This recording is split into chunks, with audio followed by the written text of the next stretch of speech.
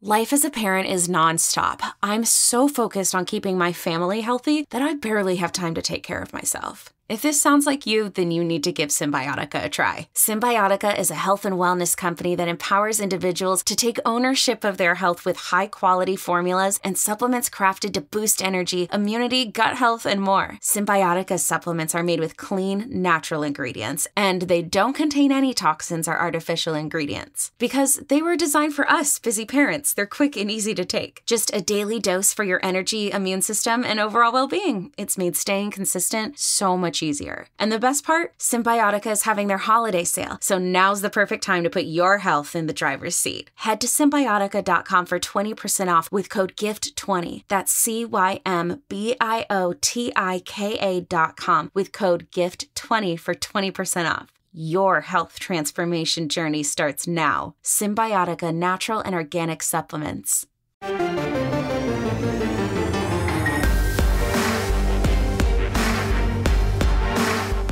You've discovered your link to GoPowercat.com's Tannahill and Spiller Powercat Podcast. Here are your hosts, former K-State tight end Travis Tannahill and former Wildcat safety Monte Spiller. Hey everyone, welcome to the Tannahill and Spiller Podcast. I am your host, Travis Tannahill, with your other host, Monte Spiller. How you doing today, Mr. Spiller? I'm good, man. I'm good. Enjoying the weather, enjoying coming off a big victory by the Cats. What can I say?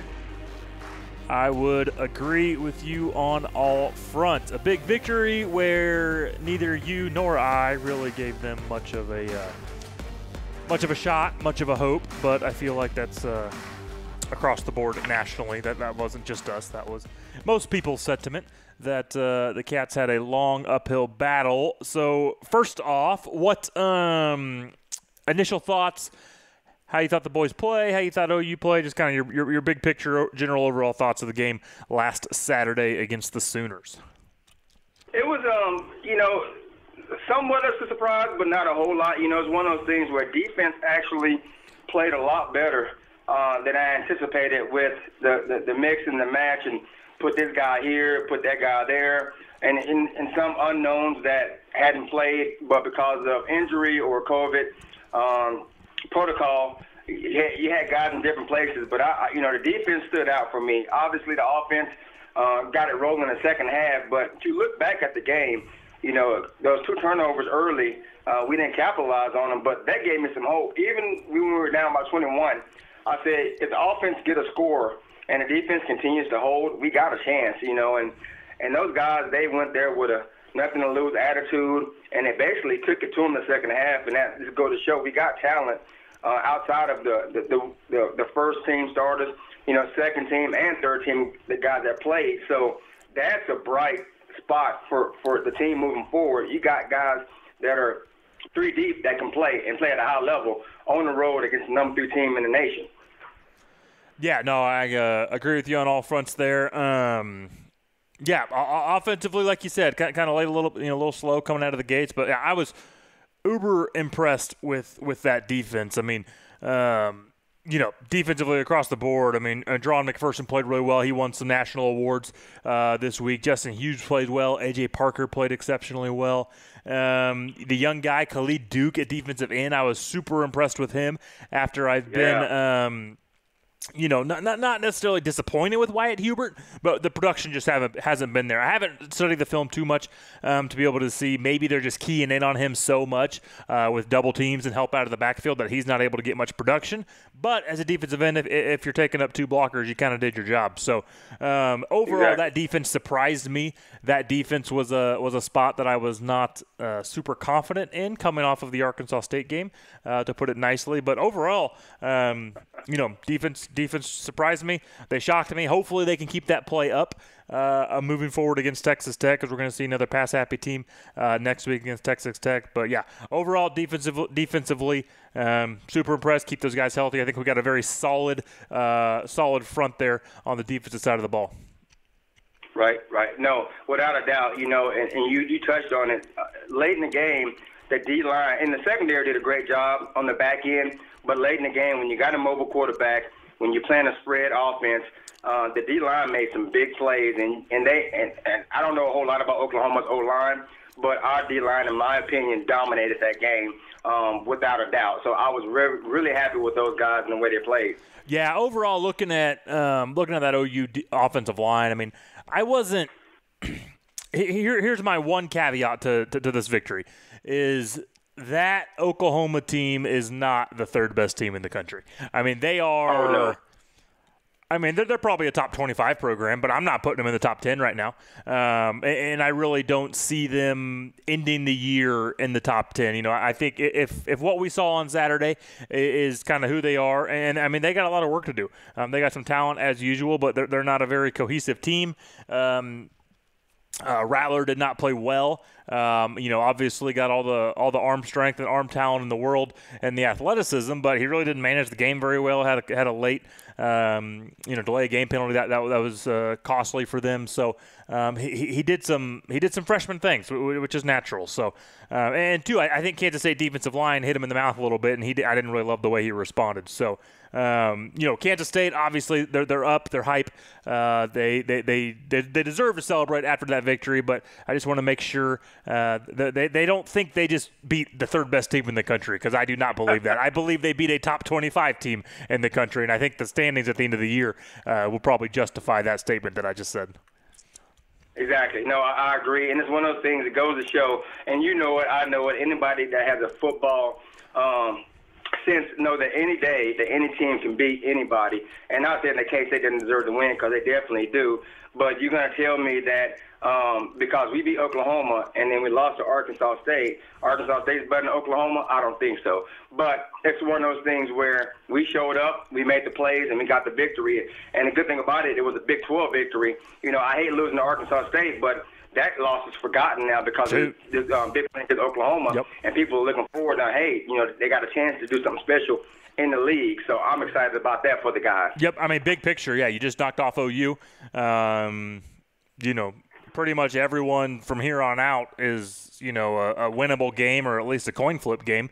And you're probably going to be an underdog against Texas, a decent underdog against Texas. So, find a way to get up and play well against Texas. And other than that, just take care of business. So back to the offensive side of the ball. Deuce Vaughn, thoughts on him? Yeah. Love that kid. Yeah. Give me your thoughts. Man, he's fun to watch, and it's funny because we here in Manhattan and in Wildcat country, we knew about him from the first game, and we knew about him when he was a recruit coming out of Texas. And they talked about him in off season and how he impressed right away.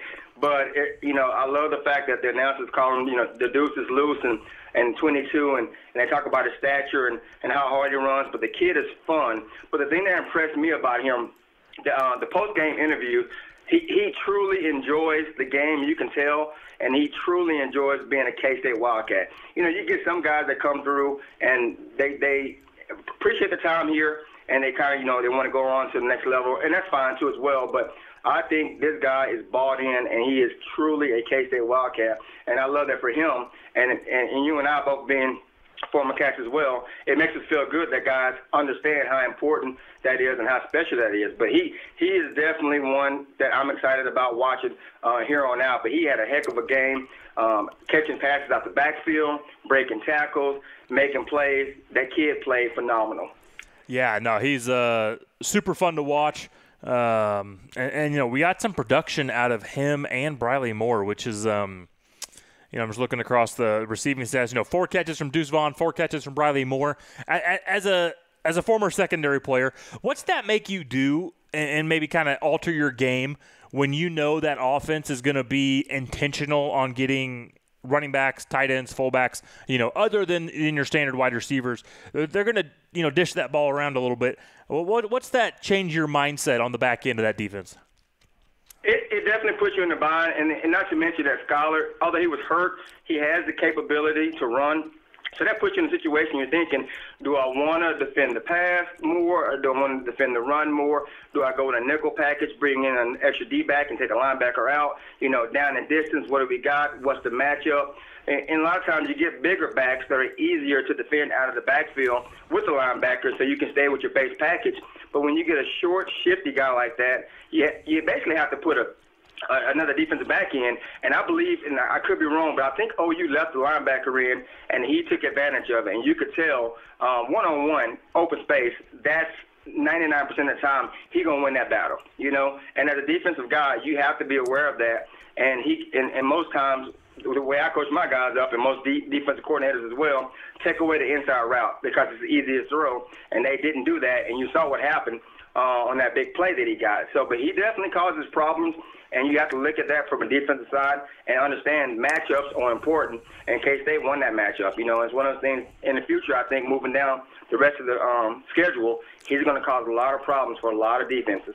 Yeah, no, I agree with you there. And it wasn't like it was a lack of production from the wide receivers. I think, you know, we sprinkled in 1 or 2 catches to each wide receiver throughout the game. So, you know, just keeping that defense honest. That's kind of, you know, that's what you got to do. And that's a great game plan moving forward. You know, we all like to throw the ball to the Tyler Lockett's and the you know, even the Deuce Vaughns, you know, every single play. We want them, you know, you want your playmakers touching the ball, but at the end of the day, you got to keep that defense honest, and you got to. Let me ask you this. What's that? Although they called it back, and it was the right call, but what do you think of? What were your thoughts on the play calling and the formations with the tight ends and moving them around? What do you think about that? You know, obviously when you played, they got the ball to you, but they weren't as fun, or they didn't move the tight end as much around back then as they do now. What were your thoughts on the tight end play and the formations they provided for him? Yeah, no, I think Briley's doing a really nice job. You know, he's stepping in. I like the way he's adjusted quickly to this offense. So the formations they're doing, and really just you can just tell they're trying to create mismatches and get whoever the ball, you know, whatever the defense gives you.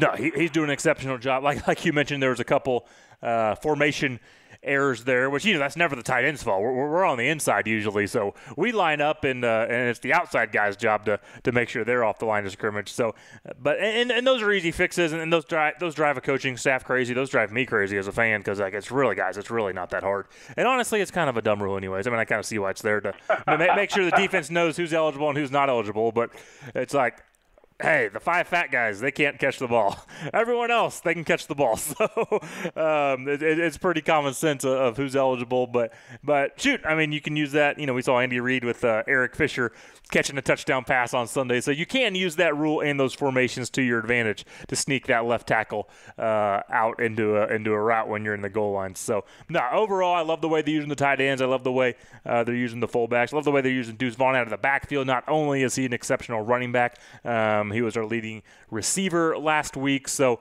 really just love the way Skyler distributed that football and the way Skyler played, which we'll let's move on to Texas Tech. But real quick, give me your thoughts on just your overall thoughts on Skyler rebounding after a poor Arkansas State performance. Heard a little bit of criticism from the fan base, from the media, coming off that Arkansas State loss. Give me your overall thoughts on Skyler?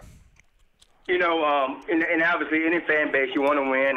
And I know Skyler gives it all, and he doesn't go out to lose. But sometimes being the quarterback, you know, the starter, it comes with the territory. And I think he responded and silenced a lot of people with a gutsy game. And the thing about it was he played average the first half, but he never quit. And he continued to compete. And the good thing about it, his teammates never quit on him. You can tell the guys are rallied behind him. They believe in him, and they want to see him successful. And they never kind of grumble or point the finger. They continue to compete. And that in itself, I think he got like co-offensive player of the week as well. That speaks volumes right there for him. And hopefully he gets healthy, and then being back home, they don't have to travel, and they can get up and go to the Bill and be ready for a good Texas Tech team coming in. But I think he silenced the fans and the media for now anyway. But you and I both know just as well as kind of what have you done for me lately. If he happens to have a bad game this week, you're going to revert back to week 1. Oh, Skyler's not the guy. Maybe we should look for the young guy, so forth. But any fan should give him, it's early. And camp wasn't like it used to be with the COVID and everything. And I think he's getting a better grip of the offense. A lot of receivers are stepping up. You got Deuce behind him. You got tight ends. And I think he's going to be okay. But I think he played good enough to win. You know, there are times where guys are open, he didn't get them. But then also, when the pocket broke down, he moved moved it with his feet, and then created plays as well. So, kudos to Scholar. I'm happy for him, and I hope this week he gets healthy and is ready for Texas Tech. Yeah, no, exactly. And you just mentioned there of all the off-season stuff that they missed. And I know he's a senior. He's been here a long time. But, one, you're plugging in new guys. You're plugging in your 2 top receivers last year. He didn't have a chance to play with last year. And then just a quick example we're seeing from the NFL. I mean, even Tom Brady and Gronkowski were off last week. Guys that have played 10 years together. We saw a couple passes where they were just off. Tom just missed them. And so even the best of the best, probably the best quarterback in, the last decade, not counting Mahomes, which is another story, but the best decade over the last 10, 15 years in Tom Brady, Mahomes is quickly behind him.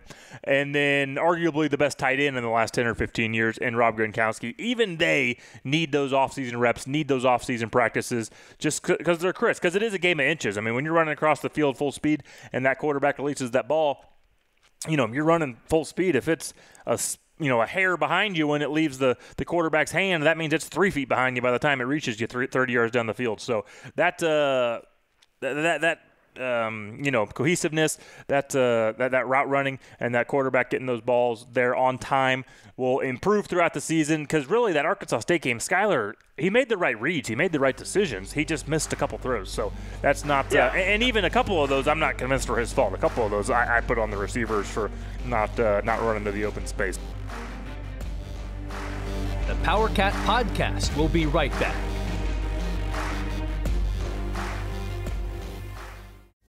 Getting the crew together isn't as easy as it used to be. We get it. Life comes at you fast. But trust us, your pals are desperate for a good hang. And when they hear you stock the party with drinks from Drizzly, they'll be banging down your door. Let Drizzly, the go-to app for drink delivery, take care of the supplies. All you need is an excuse. It doesn't even have to be a good one. It's your dog's birthday. The loquats are finally ripe. Whatever. With Drizzly, you can compare prices on a massive selection of beer, wine, and spirits and get them delivered straight to your door, which means you can entice the crew to leave their houses without ever leaving yours. Whatever the occasion, download the Drizzly app or go to drizzly.com. That's DRIZLY.com today. Must be 21 plus, not available in all locations.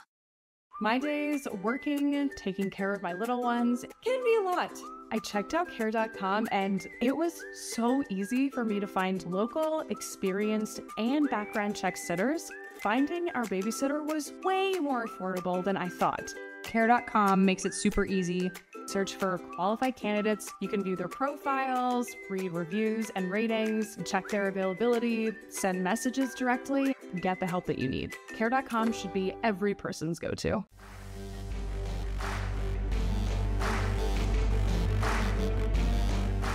We now send it back to the Powercat Podcast. Any last words on OU? Boomer Sooner again. Kansas used to own Texas. That's kind of over. Now Kansas State owns the Boomers. So any last words? I'm glad that we got the win. That's 2 in a row. And God willing, next year when all this COVID mess is under control, they come back to the Bill, to a packed stadium. Our fans are going to be ready. I'm going to be ready. And we make it 3 in a row. Dude, now that you say that, that'll be fun. Yeah, that'll be a good time. Although I'll be curious, they kind of had to redo the schedules this year for COVID. I wonder if, I could see us getting the short end of the straw and being down in Norman again next year because they had to redo the schedules last minute this year. So that's here nor there. But, all right, moving on to Texas Tech. Looks like it is going to be Texas Tech as normal, which is high-powered offense, no defense, and the MO for Texas Tech has not changed. Did you catch that Texas Tech-Texas game? I did. I was actually in Kansas City with my youngest son, baseball. He plays fall baseball, so I was watching him play, and one of the other dads, he's a big Texas fan, and so I was sitting next to him watching the game on my phone, and he had to walk away, and I kept him updated. But, it's one of those games where Tech should have won the game. But when you allow a Texas or any other team in the Big 12 to hang around, they find a way to win it.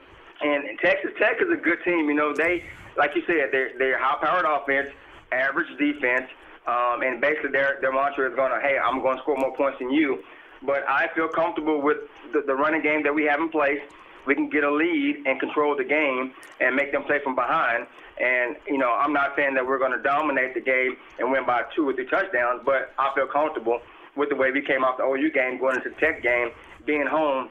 I feel pretty comfortable about it. I feel like we're more physical than them. I don't think Texas was as physical with Tech as they could have been or as people expected them to be. And I think we're a more physical team up front on the O-line and D-line than Texas was against Tech. And I like our D-backs against their receivers better than Texas D-backs performed this past weekend. So it's going to be a fun game.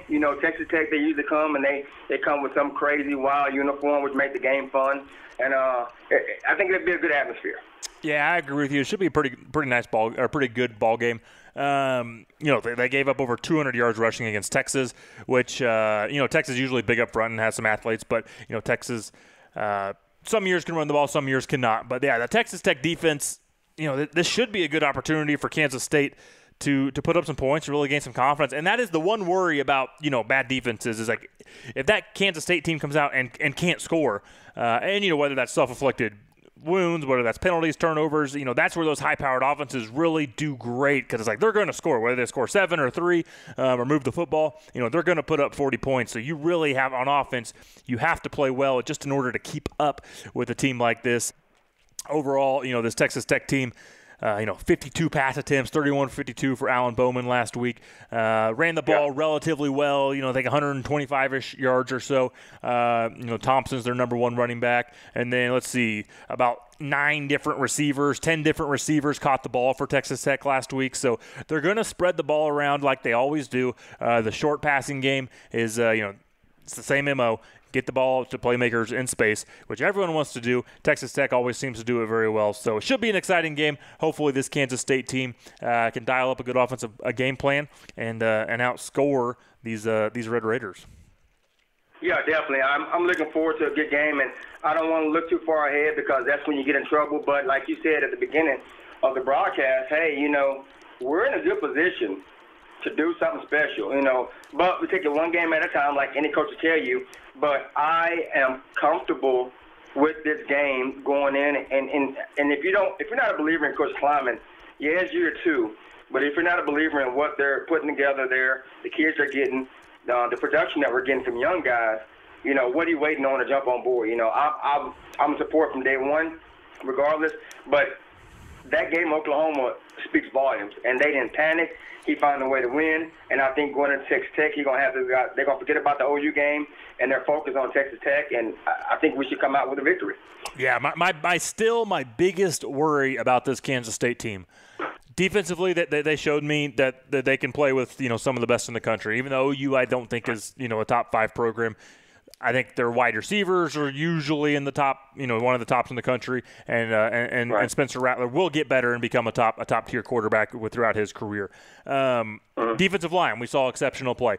Linebackers, as long as they can stay healthy, they're pretty solid. Skylar Thompson, he's solid. Our wide receivers have done a pretty nice job of getting open and catching the ball. Briley Moore, Deuce Vaughn, doing a nice job, probably the impact players on our offense so far. To me, this Kansas State team, it's still the offensive line. If that offensive line did not look good first half against Oklahoma. So if that offensive line can push this Texas Tech defensive line around, which that Texas Tech defensive line is usually not very good, if they can get some confidence, push that defensive around, protect Skyler for when Kansas State does need to pass the ball, I still think, as a lot of teams are, this team will succeed or fail depending on how that offensive line plays week in and week out, and those guys can stay healthy, get some push up front, know their assignments, get a hat on a hat, and open up some seams for Deuce Vaughn and protect Skylar Thompson. Right, no, I agree with you 100% on that, and I end with this part of it, and it goes back to even when I played and to today, the one determining factor that we have dominated every time we play Tech, we get at least 2 big special team plays, either a kickoff return, a punt block, a long field goal. But every time we play Tech, either there or here, we have a couple of big special teams plays, and I think it's going to happen again this coming Saturday. Shoot, and let's not forget about the 50-yard field goal by our boy Blake Lynch. So it could have been easily 55. Yeah, no, he easily 55. He showed some leg there. So. wrapping up. Give us the high school update. How's how the Mustangs doing? Usually we touch on that at the beginning of the show. We got a big win. We went up to Hiawatha this past Friday, and defense gave up. I wasn't happy the first drive. They got the ball, and my defense gave up a touchdown right off the bat, and then they settled down, and we ended up winning 51-12. So we finished the game like we're supposed to, and I'm happy about that. We have a tough one coming up this week up in Sebesta. They got a couple of guys that can play, a couple of D1 guys that are going to look at, but we've been working hard, and hopefully the outcome is the way we want it. But it's going well. So we're on a 2-game winning streak out of 3-game season so far. Hopefully we make it 3. So we'll see. What kind of what's your coaching style? Are you a dictator, or are you the players' coach? No, well, it's one of those things where during the week we prepare, we get them ready, we kind of put them in situations to be successful. But now, come game day, I give them like 2 options. Like if we're playing quarters, we're playing palms, we're playing man. I have them look at me and say, hey, what are you thinking? And I say, hey, coach, this is going to be easier. I feel more comfortable with this. And I say, okay, this is what you want to go with. Don't screw it up. And I say, if you're going to jump a ball, you better make a pick. And I give them that confidence, and a lot of times they run with it, and they feel a little more confident. So we try to allow them to be leaders on the field, to grow up a little bit and have confidence in themselves. But like I said, during the week, we kind of oversee everything. We prepare them, we install, put them in the best position possible, and come game day, we feel confident that they are together and ready to roll and prepared. And so that's kind of how we look at it. Yeah, no, I think that's a good coaching strategy, whether it's at the college level or honestly the pro level. You know, I think the older you get, the longer your leash should get. And I don't know. I always felt like our leash was pretty short. 1 at Kansas State, and 2 especially in high school, just because you're young and immature. So at the end of the day, you're still trying to wrangle 16-year-old boys around. So better you than me. Best of luck. So well, Monte, appreciate the time today. Looking forward to this Texas Tech game. Other than that, best of luck this weekend to you and your Rock Creek boys. This has been the Tannahill and Spiller Podcast. Go Wildcats. Beat the Boomer Soomers. Let's beat those Red Raiders. See you, Monty. Appreciate you. All right, go Cats. Powercat Podcast. All rights reserved. GoPowercat.com and Spirit Street Publishing.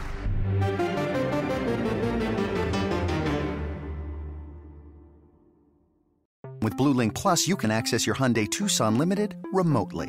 Doors unlocked, temperature set, lost car found. There it is. Get complimentary class-leading Blue Link Plus. Call 562-314-4603 for complete details.